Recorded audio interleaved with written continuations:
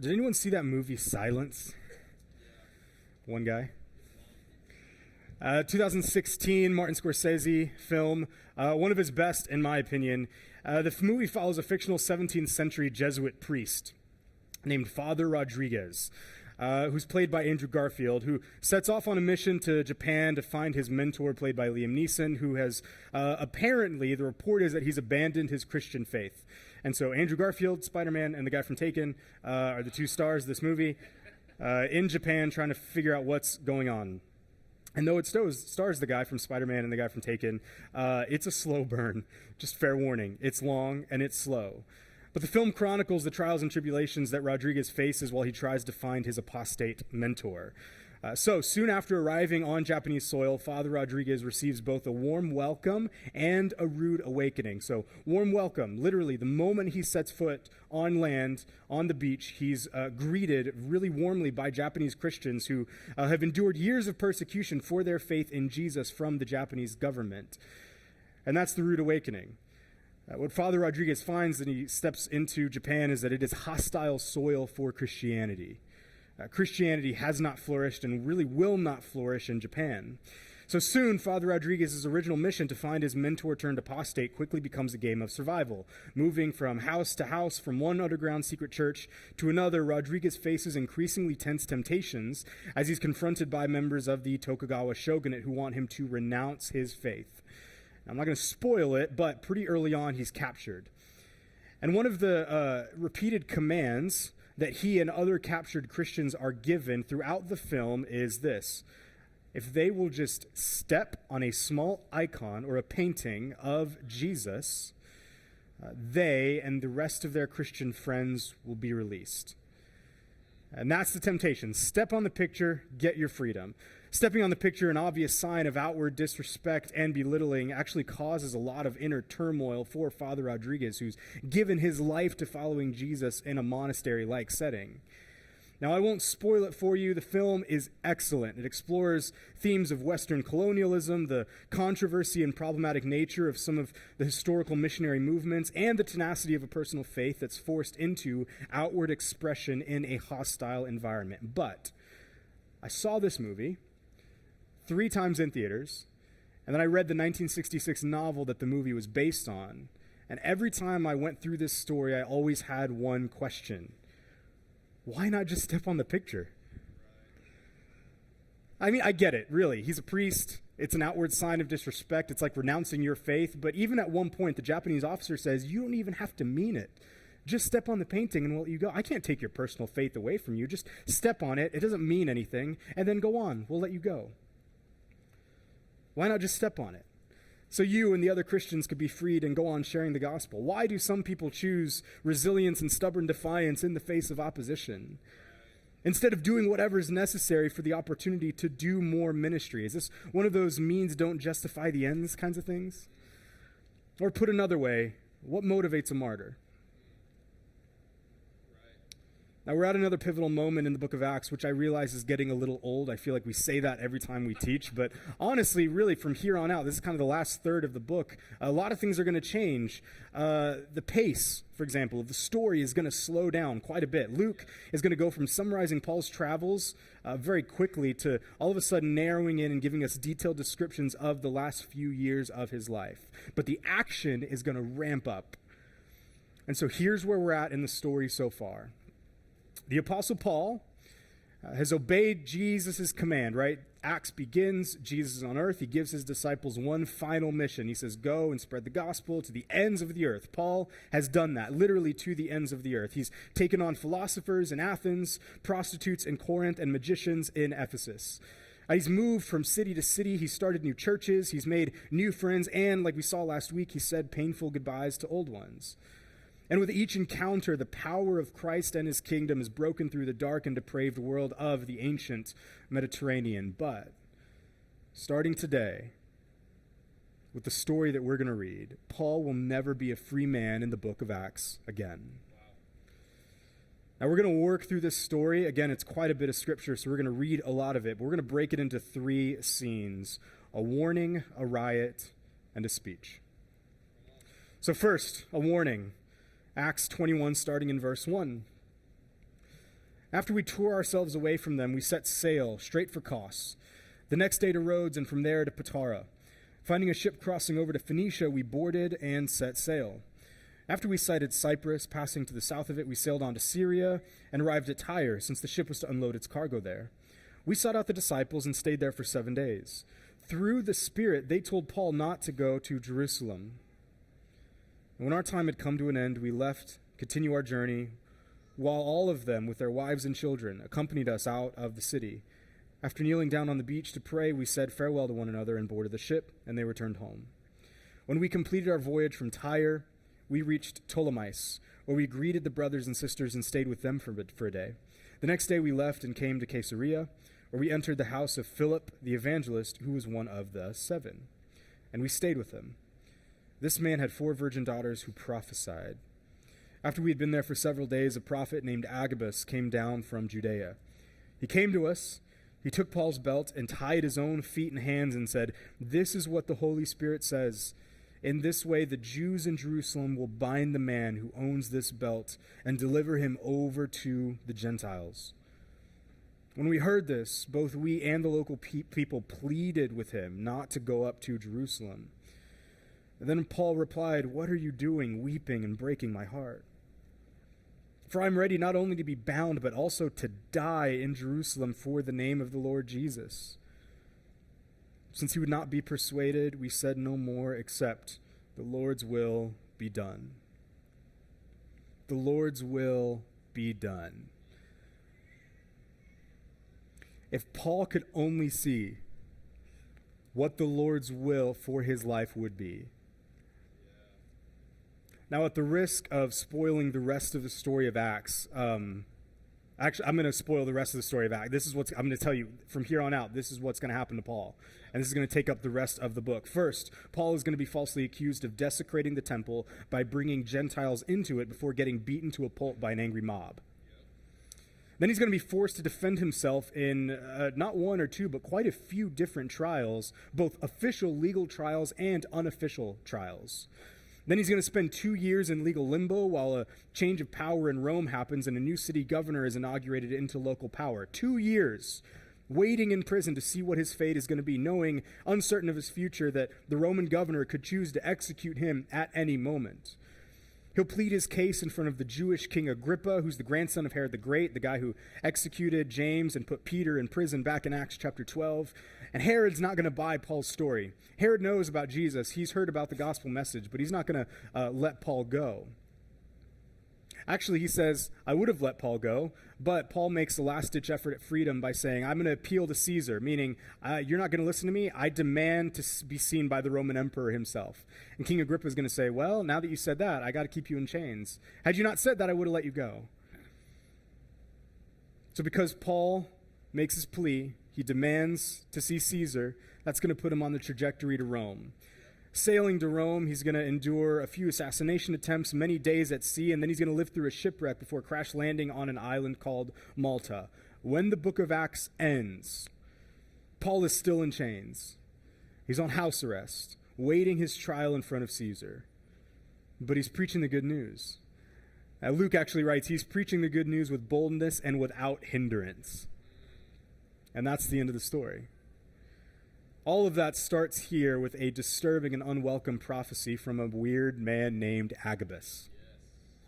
Now, this actually isn't the first time we've met Agabus. Back in Acts 11, just as Christianity is starting to gain some momentum, the church in Antioch gets a visit from some prophets who have come down from Jerusalem to give a warning. Agabus is one of these prophets, and the warning is that there's a famine coming.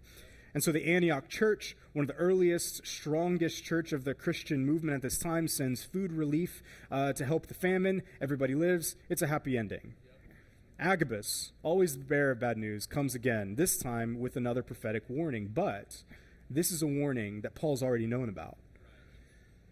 In his speech to the pastors at Ephesus that we looked at last week, he reveals to them that in every town the Holy Spirit warns me, chains and afflictions are waiting for me in Jerusalem.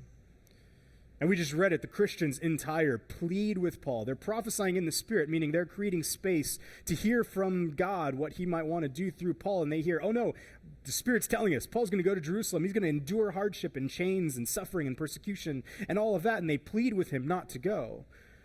And now Agabus, again, gives more weight to that prophetic warning. And admittedly, it's a little bit theatrical and dramatic, right? Was there really need to take Paul's belt, presumably off of his waist, tie himself up with it, and say, this is what's going to happen to you if you go to Jerusalem? That's actually in line with some of the practices of the ancient prophets in the Old Testament. People that were seeing this happen would have understood exactly what's happening. This is not a weird thing. If Trey came up and did that to me, that would be weird. That's right. Next week. Well, you're preaching, so I'll do it to you next week. Yeah. This would not have been that weird in this time. They would have understood exactly what's happening. This is what theologians and scholars call a sign act. It's when a prophet brings God's future into the present by way of theatrical demonstration. Think of it like a visual aid to say, this is what God is going to do. So this is Isaiah walking around naked for 3 years just to show what will happen to the Egyptians in captivity by the Assyrians. This is Jeremiah. This is a weird one. Jeremiah buying a pair of underwear. Burying said pair of underwear. Leaving the buried underwear, coming back to it sometime later, digging it back up and finding it useless.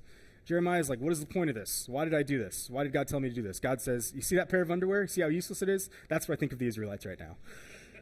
So you could have just told me that, man? It's kind of weird. Or maybe the most dramatically, Hosea marrying a prostitute to show how God sees his people, again, the nation of Israel. And now Agabus, tying himself up with Paul's belt to show how serious and fateful his future in Jerusalem will be. But notice the conflict here. Christians in Tyre prophesied in the Spirit. The Spirit reveals one thing. All the Spirit reveals is Paul's going to go to chains. Go to Jerusalem, go into chains. So they interpret that and they say, don't go to Jerusalem. Agabus in Caesarea also prophesies that Paul will experience trials if he goes to Jerusalem. So the Spirit is revealing to at least 3 groups of people, Paul, the disciples at Tyre, and Agabus, what will happen to Paul in Jerusalem. And they all kind of come to different conclusions. The Tyre disciples say, don't go. Paul arrives at the opposite conclusion. I have to go. Agabus, we don't read about an opinion. He comes to the party, kills the vibe, puts on a weird show, and then he leaves. Yeah. Now, on one level, it's an interesting story about how the Spirit, the will of God, is discerned within the context of community. God might reveal something, but we have to do the hard work of interpretation. Yep. But on another level, this is Luke just being a really good narrative, dramatic writer. Right? He's cluing us in with good foreshadowing. Paul is going to play a part in bringing the gospel to the ends of the earth. Jesus' last commandment to his disciples will be fulfilled. But first, Paul will bring himself to pain and persecution in Jerusalem. Next, a riot.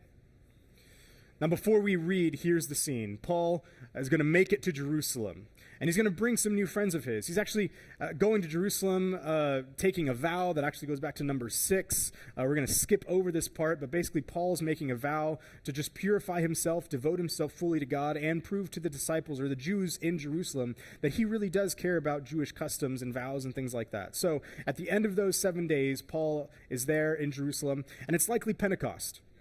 This is the Hebrew festival of Shavuot, or the festival of harvest, which celebrated God's giving of the law to Moses at Mount Sinai way back in the book of Exodus. Jews from all over Asia would have traveled all the way to Jerusalem just to celebrate this feast. Think Rockefeller Center at Christmas or Cancun at spring break. There's a lot of people in the city. But then they hear Paul's in town. Paul, the apostate Pharisee, who's been traveling around the Mediterranean supposedly teaching everyone that God is done with the Jews, the temple is open to the pagans, and that law that God gave Moses, the whole reason for the party, meaningless. Let's pick up in verse 26. So the next day Paul took the men, having purified himself along with them, and entered the temple, announcing the completion of the purification days when the offering would be made for each of them. That's the vow. Now, when the 7 days were nearly over, some Jews from the province of Asia saw him in the temple, stirred up the whole crowd, and seized him, shouting, "Fellow Israelites, help! This is the man who teaches everyone everywhere against our people, our law, and this place." That's the temple.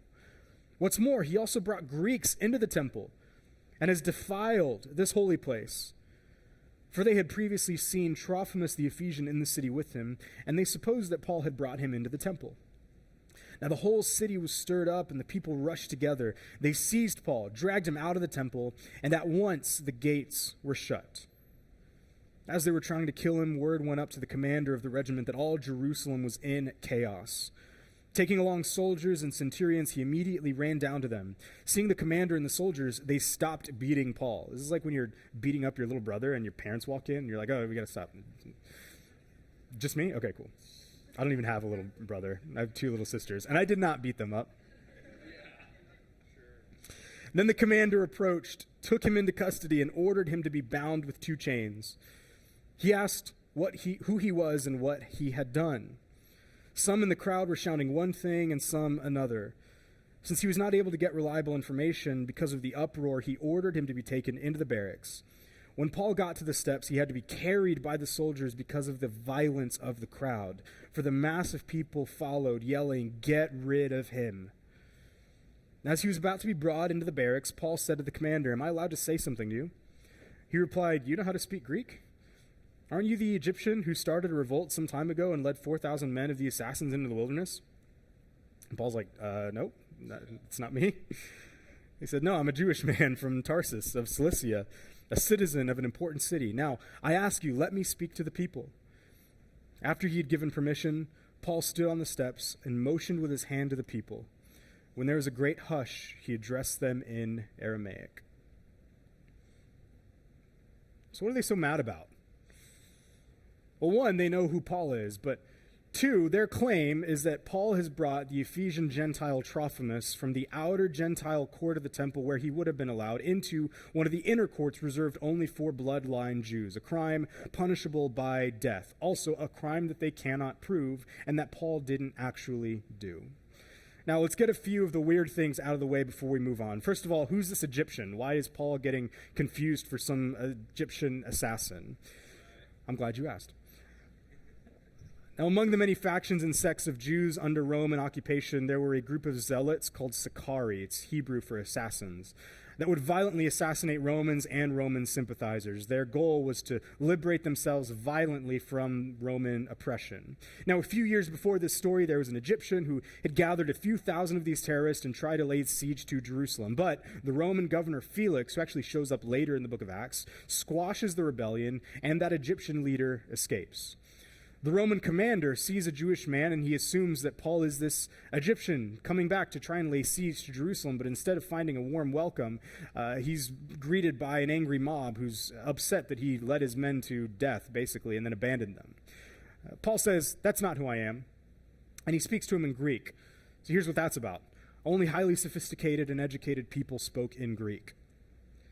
So Paul addresses the Roman centurion to show him, kind of in a subtle way, without actually saying it. He uses a language that the Roman commander would have noticed as like a reputable language.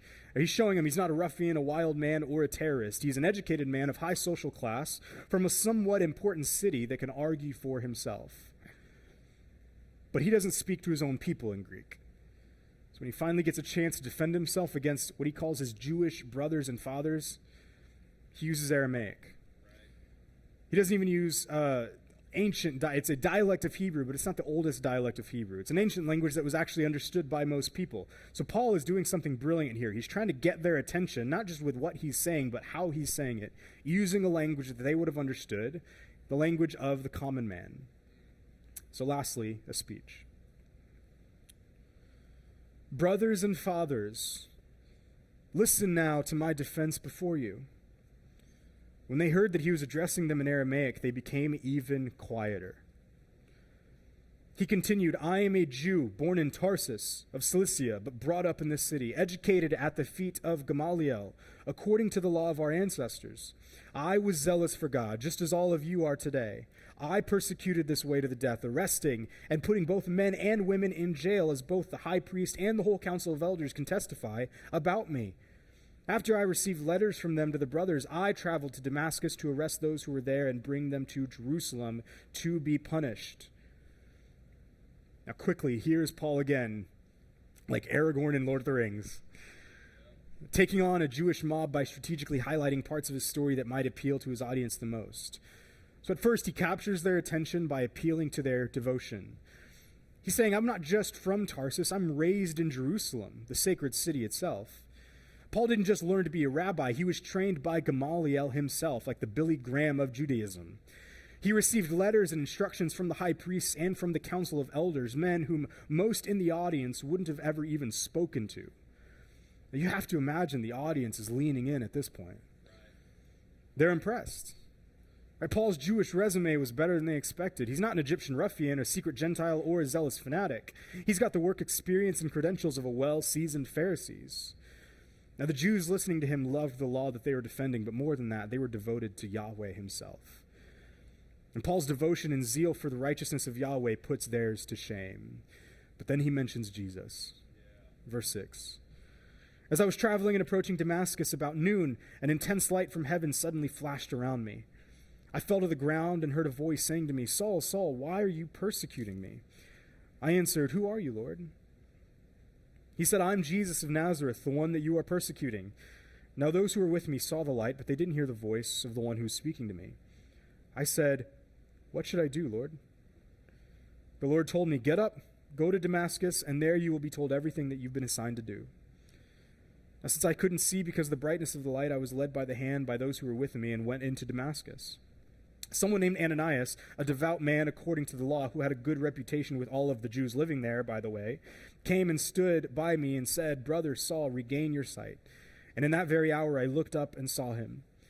And he said, The God of our ancestors has appointed you to know his will, to see the righteous one, and to hear the words from his mouth, since you will be a witness for him to all people of what you have seen and heard. And now, why are you delaying? Get up and be baptized. Wash away your sins, calling on his name. Now, if the crowd of Jewish elites were going along with Paul so far, this is when they slowly start to lose their minds. What infuriates the angry mob is the same thing that captures Paul's zeal and redirects it to a holier and more righteous end. It's an encounter with the risen Lord. Verse 17, After I returned to Jerusalem and was praying in the temple, I fell into a trance, and I saw him telling me, Hurry and get out of Jerusalem quickly, because they will not accept your testimony about me. But I said, Lord, they know that in the synagogue after synagogue I had those who believed in you imprisoned and beaten. And when the blood of your witness Stephen was being shed, I stood there giving approval and guarding the clothes of those who killed him. He said to me, Go, because I will send you far away to the Gentiles. And that's the story. Paul's speech. His main point is to show that it's precisely his commitment to the righteousness of Yahweh that he's trying to bring the Gentiles into that same communion with God that his brothers and fathers, the Jews, have. Now, after this, the mob goes crazy. It says they listened to him up until that point, but then they lost their minds and started shouting again. They tried to beat him up, and then that Roman commander has to keep Paul in prison. And for the rest of Paul's story in Acts, again, he's going to be a prisoner. He's going to face the Sanhedrin, which is like the Jewish law court, and then represent himself against a hired lawyer in front of the Roman governor Felix. Now, Felix won't know what to do with Paul, so he's going to keep him in prison in hopes that Paul will bribe his way out of jail. 2 years. All of Paul's troubles and misfortunes for the rest of Acts start here, with a false accusation and a defense speech. And it could have been avoided if he listened to Agabus' warning. So back to the question we started with. What motivates a martyr?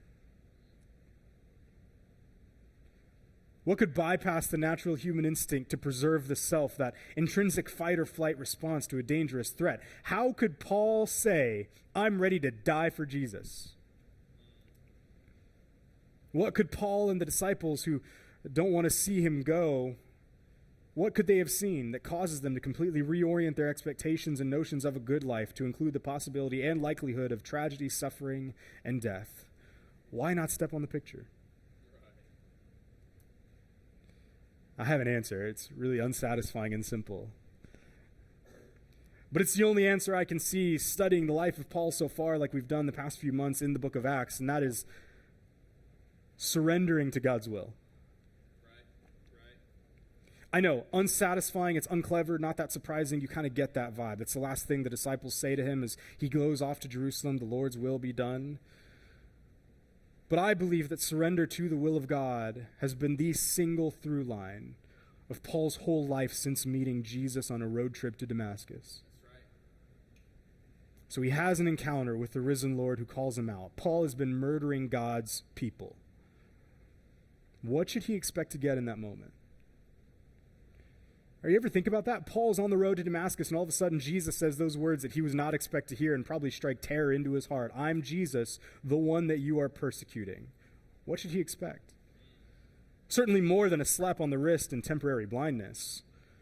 Paul deserves to die. If this really is that Jesus whom he's been persecuting, he deserves the fire and brimstone wrath of God right there on the spot. But he doesn't get that. He gets a firm and stern yet loving invitation to see what God is doing behind the scenes, or what Ananias says, you've been blessed to see the will of God.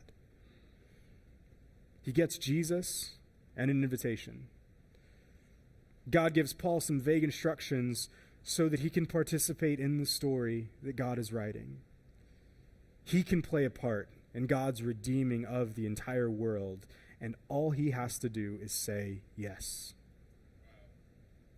Now, for the record, Luke is going to tell and retell Paul's conversion story 3 times in the book of Acts. We've read 2 of them, Acts 9 and just now in Acts 22. Later, Paul is going to recount how he met Jesus to King Agrippa in Acts 26, who's going to kind of shrug off Paul's mystical and dramatic experience.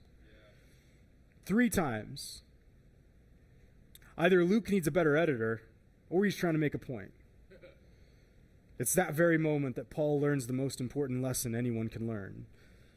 That submitting to God's will is the most challenging yet rewarding thing that you can do. See, in that moment on the road to Damascus, Paul gives Jesus his ideas of what success looks like. He gives up his beliefs on righteousness, holiness, and zeal. His central identity is handed over to Jesus, and he's redefined. Ananias again says, you are going to be a witness for this Jesus. Put more simply, Paul learns what it really means to yield. Again, his passion and zeal is confronted and redirected by God himself. So what motivates Paul to go to Jerusalem? To become an eventual martyr? What's beneath that resolve to head once again into the belly of the beast, straight towards pain and suffering? He knows that the only hope for a satisfying life is obedience to God. He knows what it means to yield his will at the feet of Jesus in the middle of a desert road. Now, I always thought the hard part of submitting to God's will was the God's will part, right? Growing up, I dealt with all those adolescent questions, and that really was the hardest part. What should I do with my life? Where does God want me to go to college? Who does God want me to marry? What job does God want me to accept? But honestly, over time, I've learned that God's will just kind of gets a little easier to discern. It's a combination of life experience, knowledge of the scriptures, growing intimacy with Jesus, and increasing awareness of the Spirit's presence in my life, and then life done in community with others that have all helped cut through the noise of the world and the noise of the soul. Jesus himself said, my sheep know my voice. What gets really hard isn't discerning God's will. It's submitting to it. The Lord's will be done. Those are the last words that the Christians in Caesarea say to Paul before sending him off to his suffering and eventual death. Even Jesus had a hard time praying this prayer in the garden. Not my will, but your will be done. Yes. So how do we do that? How do we submit to God's will? 3 things from the life of Paul. First, we submit our goals. Now, Paul's life since encountering Jesus was aimed at what he believed God wanted it to be aimed at. When we submit the destination of our lives to God, we are submitting to God's will. And we might say that we're good at this, but honestly, this gets really hard. Most of us deal with discomfort, discontentment, things that we want to be better in our lives, things that we're trying to change. Most of us, if we're honest, our lives are actually aimed at trying to change our circumstances so that we can be happy, healthy, wealthy, wise, joyful, all of those things. And that's not necessarily a bad thing. But I would argue that by holding on to our conceptions of where we want our lives to end up, where we want to end up with our lives, by holding on to those things, we are withholding blessings from God. I love Derek's story. It fits into this. What do you want out of your life? What are you holding on to that you think is going to get you there? What if the Lord wills you to stay where you are, even though you're yearning for greener grass in another church, city, job, or marriage? Or what if the Lord wills you to leave, right when you're just starting to find the meaning, purpose, community, and belonging that you've searched for your whole life? What if the Lord wills you to put behind the relationship you're in because it's sinful and not going anywhere holy? What if the Lord wills you to take up that project, to give sacrificially, to make amends with that person, or to invite that couple over for dinner? See, God's will isn't always the most difficult choice available to us, but more often than not, it's aimed right at our growth edge. To surrender our goals to God means to let Him decide where we're going and what our life will look like. 2, plans. Now, Paul's life was focused, but it was slow. Right, he took plenty of detours getting to the places that he was headed. He was listening to the Spirit. His plans were interruptible, just like Jesus. One of my favorite character traits of Jesus was that he was never hurried. He was interruptible. You could interrupt him. You could have a conversation with him. Think about the woman who reached out and touched his cloak in the middle of a crowd while he's going to heal someone else. And we yield our plans to God when we allow His voice to shape our decisions and our choices. And there's more to say here, and again, we might say that we're good at this, but think about not just the big choices of our life. Here's what I've realized and learned about submitting to God's will is it doesn't start with the big life decisions. It starts with the everyday decisions. Right, the decisions you don't even think about. I'm not talking about like what shirt you should wear or how long you should brush your teeth or whatever choices you make in your day. I don't know you. I don't know what choices you make in your day-to-day lives. But think about little things like who you prioritize in your life, who you give your time and attention to, where you spend your resources. Now, you may say your life is aimed at God, but what is your calendar and bank account really aimed at? And I'm going to stop there. 3, outcomes. What success looks like. And maybe the hardest thing of all, honestly. Because at the end of our obedience, there's no guarantee of fame or recognition or respect or admiration. The outcome of Paul submitting his will to God's will was chains. All because he said yes to Jesus in the middle of a desert road. Rejecting a life where he could have made his way up the ladder, the Jewish ladder, become maybe a high priest or something like that, because he was full of zeal and credentials and work experience that he just communicated to this Jewish crowd. He says no to that and yes to Jesus. Paul's submission to the will of God models for us what it looks like to allow our goals, our plans, and our outcomes also to be formed by Jesus, alongside our habits, our schedules, and our lifestyles. And honestly, there's a lot more I could say. Pastorally, I know enough of you to know that this is a wrestle for you, surrendering to God's will. I get that. But I don't think it's my place to say what God is inviting you to give up to Him. All I want to do is close the gap between you and God's invitations as best I can. And so I just want to end with a question. What race are you running? What is the finish line of all your efforts? What is your energy aimed at? The trajectory of your life as it's going right now. What do you get when it's over? Or put another way, if you hold both hands open and you imagine suddenly receiving from God everything that you desire, everything that you've asked for and prayed for, what is it that you're holding? I'm not saying those are bad things. I just want to invite us to consider what are those things? Is God inviting us to give those up? Is God inviting us to hold on to them and use them for the kingdom? I don't know. But that's the idea here. Paul runs a race because he said yes to Jesus. And our hope and our prayer here at Passion Creek is that we learn how to do that. One little invitation, one little response after another. So why don't we do that? Why don't we stand and why don't we respond?